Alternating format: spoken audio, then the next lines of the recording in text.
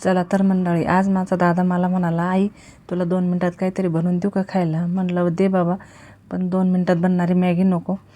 तुम्हाला सांगू का, 2 मिनटात मॅगीसुद्धा बनत नाही, पण हा पदार्थ नक्की 2 मिनटातच बनतो.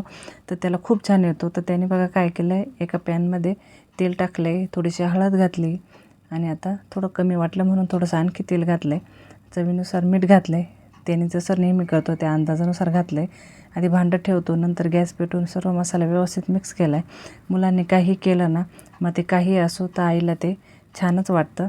तर बघा ते काय करतो आहे तर तुम्ही बघू शकता. तर तो हा पॉपकॉर्न करतो आहे. मॅगीसुद्धा 2 मिनटात बनत नाही, पण हा पदार्थ 2 मिनटातच बनतो. अजिबात वेळ लागत नाही, एकदम झटपट बनणारा पदार्थ आहे.